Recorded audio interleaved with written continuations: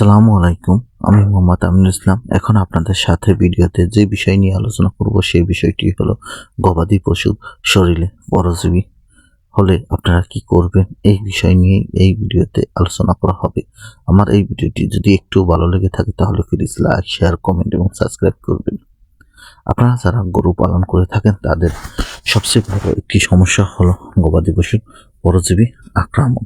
এই পরজীবীর আক্রমণ যদি আপনি বুঝতে না পারেন তাহলে আপনার খামারে করে কোনো লাভই করতে পারবেন না, কেননা আপনি গরুকে যা খাওয়াবেন সব পরজীবী খেয়ে নেবে।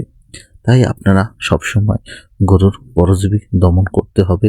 গরুর পরজীবী দমন করতে পারলেই আপনি সঠিকভাবে লাভবান হবেন এবং যে খাবার দিবেন তা গরু সম্পূর্ণ শরীরের পুষ্টি পাবে।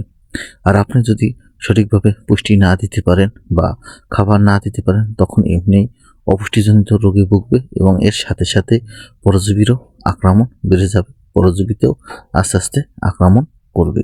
তাই আপনারা সবসময় খামারে পরজীবী মুক্ত রাখতে হবে। আপনি পরজীবী মুক্ত রাখতে হলে আপনার প্রতি 3 মাস অন্তর অন্তর গরুকে কৃমিনাশক দিতে হবে এবং মাঝের মধ্যে আপনার গরুকে কৃমির ইনজেকশন দিতে হবে। এতে সব ধরনের কৃমি যায় এবং কলজে কৃমির জন্য খুব ভালো উপকার হয়। তাহলে আপনি আপনার খামার ভালো রাখতে পারবেন। আপনি কখন বুঝবেন না যে আপনার গরুটির কৃমি আক্রান্ত রয়েছে?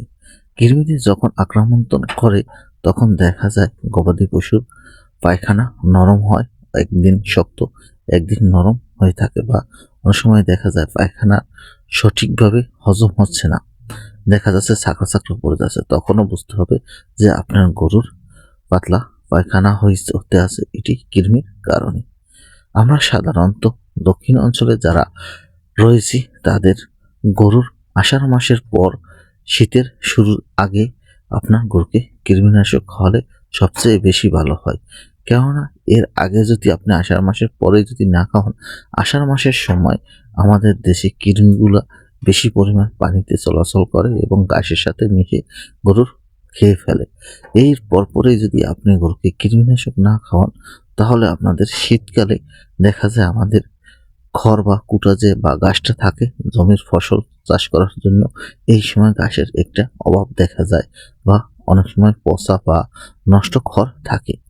এই সময় যদি আপনি কৃমির ঔষধ খাওয়ান, এই নষ্ট খড় খাওয়ানোর সময় বা নতুন কাঁচা খড় আসছে এই সময় যদি আপনি কৃমিনাশক খাওয়ান তখন দেখা যায় গরুর শীতে অনেক অপুষ্টিজনিত সমস্যা থাকে এবং শীতকালে বেশি পরিমাণ গরু খায় এবং শীত শরীরে লাগার কারণে বেশি পরিমাণ পুষ্টি শরীর থেকে ক্ষয় হয়। এই সময় যদি আপনি গরুকে কৃমি ওষুধ খান তাহলে আপনার গরু অসুস্থ হতে পারে বা বেশি পরিমাণ খাবারের প্রয়োজন হয় বা পুষ্টিকর খাদ্য দিতে হয়। তাই আপনার শীতের শুরুর আগে কৃমি ওষুধ খাওয়ালে আপনার গরু ভালো থাকবে। আমার ভিডিওটি ভালো লাগলে প্লিজ লাইক, শেয়ার, কমেন্ট এবং সাবস্ক্রাইব করবেন।